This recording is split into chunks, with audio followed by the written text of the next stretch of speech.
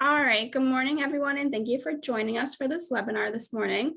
Today, we're going to talk to you about SNAP benefits, give you the lowdown on how you can obtain SNAP benefits, how you can maintain SNAP benefits, and how TEAM can be of assistance to you during that process.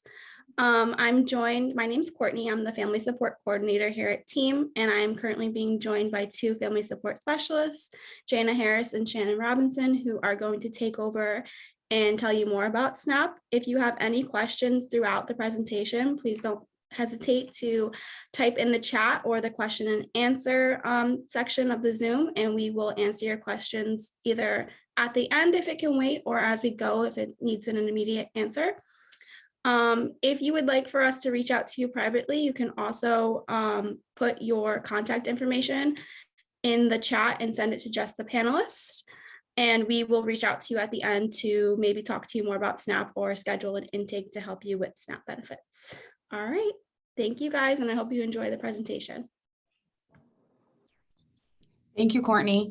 Good morning, everyone. My name is Jana. As Courtney explained, I'm one of the Family Support Specialists here at TEAM.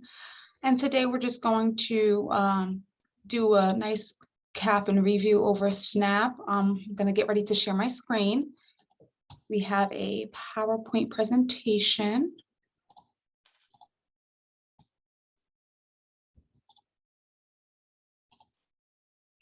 Okay. So again, we are TEAM Inc. located in Derby. We are holding the presentation for SNAP. So we're going to go ahead and just dive right in. Okay. I'm going to hand it over to Shannon for the first slide. Good morning, everybody. My name is Shannon. I'm a family support specialist here as well. I'm going to give you the summary of how to start a SNAP application. The first step will be you will contact your local action agency.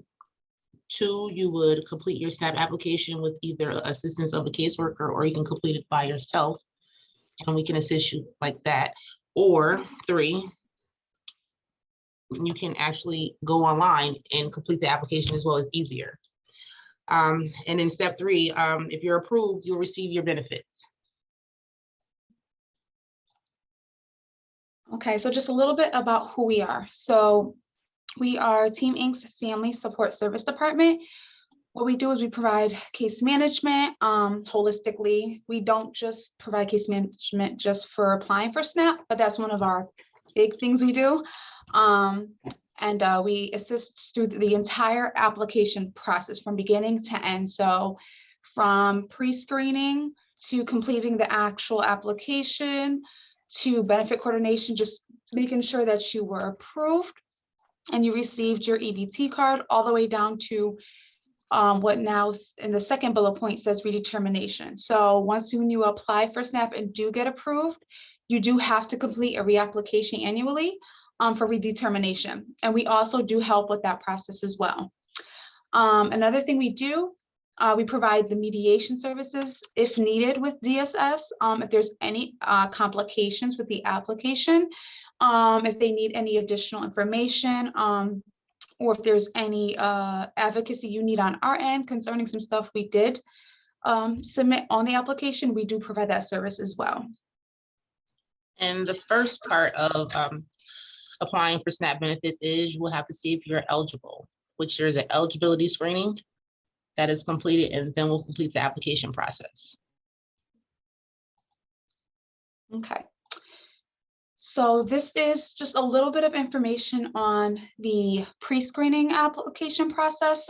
You don't have to get overwhelmed with the graphs and numbers. We do a pre-screening. You don't have to worry about it. You just give us information. We ask a bunch of questions, and then we just put it in what's called an automated benefits calculator, and it calculates and sees if you will be pre-eligible for the benefit. So if you do pass the pre-eligibility screening, then that's when we'll go ahead and move on to the next process in actually helping you apply for the SNAP benefit by completing either a paper application, or we can do it online as well.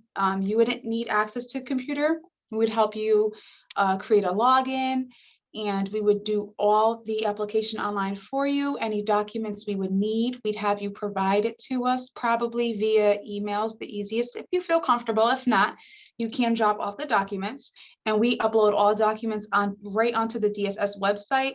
We try to do our best to take on most of the load for you regarding the application process. And next we have the SNAP application process. All right, so anyone can apply for SNAP assistance. It's just whether you're eligible or not, but anyone can apply. If we do paper application, once we complete it and have you sign it, you would have to come in to sign. We would then send it off to the DSS Scanning Center located in Manchester. And so once they receive your, I apologize. When they receive your application, they will review it. And then when they review it, you will receive a phone call for a telephone interview. And then once you receive that phone call, then if there's anything in addition that they need to complete your application, anything we put on there that they might be in question or need additional supporting documents, they'll let you know right in that telephone interview, or typically as well by a letter sent from the Department of Social Services. And then we would also assist you in getting that out to them as well. So in front of us, we have the documentation checklist. This is usually like your birth certificate, marriage papers, any documents where it will support your application and receiving benefits, or to determine if you qualify as well for other supportive services through them. In front of you, we have household members, birth certificates, baptismal records, marriage papers, non-citizen status, arrival, departure if you're from a foreign country. Income, pay stubs, IRS will also be available if you have your 1040. Bookkeeping records for self-employers, award letter from your benefits such as Social Security, disability, VA benefits, etc. And medical insurance expenses. If you have outstanding like bills, they can assist you with that as well. Child support calls. It's usually there's a letter with your award letter from what you're getting paid for child support, or any document stating that you're having something withheld from your bank account for child support. Shelter clauses used like your lease, utility bills, letter from your landlord, mortgage or property or homeowner's insurance are supportive documents for your checklist. Yes, and to just excuse me, touch upon the medical bills, the date upon completion of application, if you have any outstanding bills 3 months prior to that date of submission, they can help. Anything past 3 months, they're not eligible to help for that. Some additional things on the application questions, they do ask about assets. So this is whether you have any check-ins or savings accounts. If you do, you have to provide bank statements. If you have any trust fund agreements, you have to provide documentation for proof of those as well. If you have any stocks, bonds, US savings bonds, you have to provide that as well from whatever institution you have them with. If you have like a 403B, 401k, 401a, you would have to provide information on what you do have, as well as life insurance policies. They do count that as assets as well. You can provide a letter from a financial institution, car registration. So if you are a car owner, you do have to provide proof of that as well, because they do count your vehicle as an asset. Any deeds and legal agreements, pending lawsuits or anything like that. Any income you have coming in outside of employment or benefits will be basically considered assets, and you would have to show proof of that. And now if you are a student, you would have to provide proof of school verification. So that you would get from your school, it's a letter, the W-1446 form, it's a DSS form you can complete, and you just have to get your place of educational institution to provide verification that you are currently an active part-time or full-time student. Also, a report card or a statement from a school official less than 30 days old as well can suffice for proof of full-time or part-time student. When will you know that you are eligible? If you apply for SNAP DSS, maybe able to give you emergency benefits is dependent on the circumstances. Usually, if you're lacking of food, children, loss of job, they will apply immediate assistance within 7 days. You must prove that identity and meeting the following households income is less than $150 a month, and your household cash bank account is total less than $100, or the total of your household's income, cash, and bank accounts are less than your total housing and utility costs for a month, or there is a migrant or seasonal farm worker in your household. The SNAP application process is eligible. Who are not eligible for emergency 7-day processing, DSS will tell you within 30 days if you are eligible. If the SNAP applicant is an institution or applying for SNAP and supplemental security income at the same time, the filing date is the date of the release from the institution. All SNAP applications are processed in accordance with SNAP procedures. Even if you apply for SNAP and other programs, you will not be denied solely because you are denied benefits from other programs. If we decide you are eligible for SNAP, your benefits will start the date we receive your application form.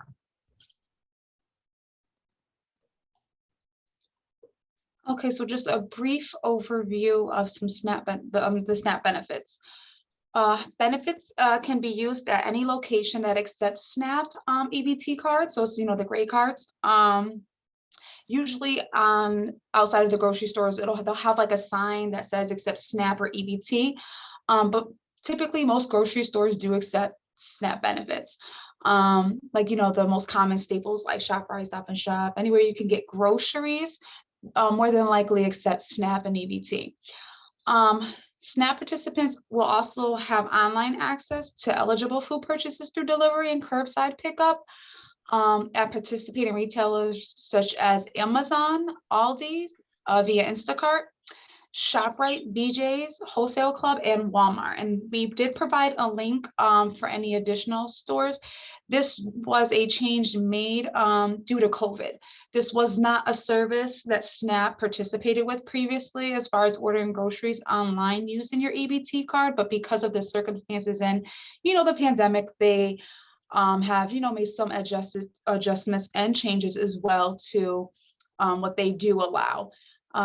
Customers, though, when you are shopping, if you do get approved, will need a secondary form of payment for non-food items such as taxes, tips, and fees per federal SNAP guidelines. So anything outside of food items, you would have to use an alternative form of payment. With Instacart, they will waive delivery and or pickup fees on up to the first 3 EBT SNAP orders for each customer with a valid EBT card associated with their Instacart account. So anyone who's using Instacart, or if you're not familiar with that, it's an app that you can download on a smartphone, and it literally allows you to grocery shop from your home. You go in, add items to your cart, and you would submit your EBT card information for payment, and then your first 3 orders, your pickup and delivery fees will be waived. Sorry.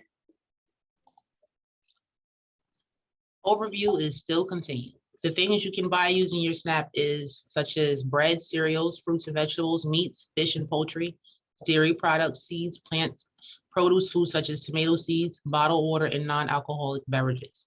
The things you cannot buy is like hot foods, prepared foods, that can be eaten at the store, pet food, soaps, paper products, toothpaste, etc., and cosmetics, alcoholic beverages, and tobacco.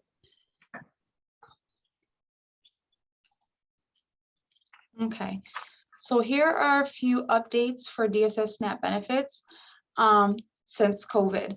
So starting November 16th, 2021, CT SNAP eligible households, so these are people who will have applied and been approved for SNAP benefits, will receive additional emergency food benefits starting November 17th. So in addition to whatever they were approved regarding their eligibility, they will get additional benefits. Monthly allocations of emergency SNAP benefits are going to all enrolled households based on continuance of a declared public health emergency related to COVID-19 in Connecticut. We're not sure how long this will be or how long they will continuate this, but as of today, they're still providing that additional benefit to the SNAP cards.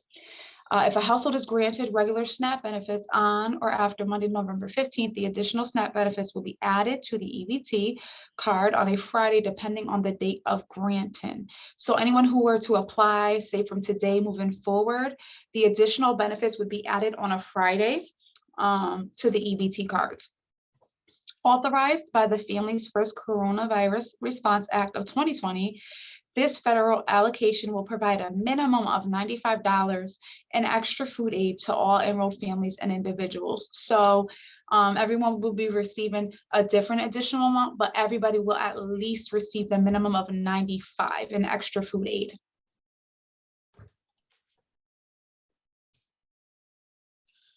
Food resources for kids during COVID-19 emergency. The links below can assist with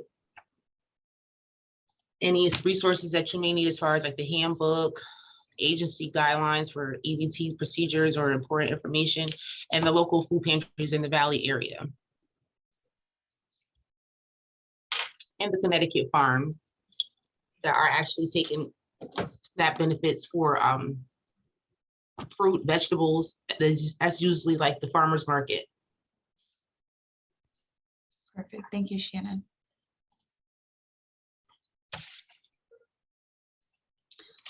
Alrighty, now there is this program study they're doing for those who are receiving SNAP benefits. So it's called the Free Vegetable Share for SNAP participants. So if you are interested in applying for SNAP and you do get approved, this is something you could be eligible for. So it's something that the Community Supported Agriculture Program are doing. So these are the requirements. To be 18 years or older of age, you have to live in the lower Naugatuck Valley area. You have to receive SNAP benefits. And if you're interested in receiving produce from a local farm and you're considered in participating after you have applied, if you are interested for SNAP and been approved, this is the information, the number and the email, and then the study details. This is what it consists of. So it's 6 weeks of free local produce and eggs. So you'll receive produce and eggs worth up to $150, 5 to 10 pounds of produce per week for 6 weeks. And then you just have to participate in a study, which will involve a survey and a focus group. So if this is something you're interested in post receiving SNAP benefits, that's the information. You can reach out and contact them and let them know you would like to participate.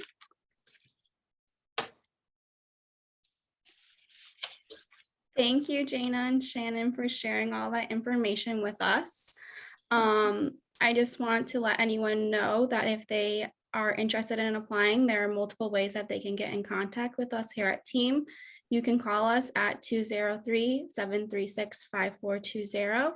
You can email us at info2@teaminc.org, or you can visit our website at teaminc.org. Or you can, like I said, put your information in the chat and we can reach out to you. So if you're ready to apply, just feel free to reach out and we will walk with you through the process and help you get those benefits that you are eligible for. Can I jump in with a couple thoughts? I just had a question. If you are approved, do you ever have to reapply, and does DSS have to reassess your assets every so often? Yes. Yeah, the short answer is yes.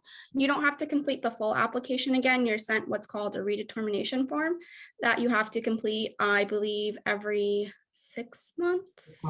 It also depends on your age. So adults who are over the age of 60, I believe, only have to reapply once a year or do the redetermination once a year. And if there's no changes to your income, you don't have to send in any income documentation, but if you have had a change, whether it be an increase or a reduction, you do need to submit proof to Department of Social Services regarding that, so they can adjust your benefits accordingly. Awesome, thank you. And then I just had a question. Do SNAP benefits cover baby food and formula and diapers? And if not, where can folks go to receive diapers? So unfortunately, SNAP benefits do not cover those items. If you have a child who's under the age of 5, you can apply for an additional program called WIC, or Women, Infant, and Children, which can help give you assistance for formula. In regards to diapers, unfortunately, there's no program to apply for through the state. But if you're in need of diapers, team actually has a diaper bank that's free to all Valley residents who have a child 4 or under, and they can come to team at any time and apply for that program, and they will receive a supplement of diapers once a month.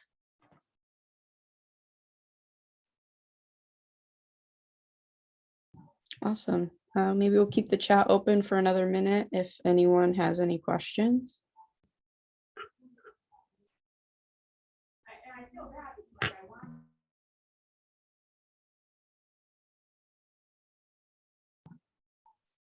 Okay.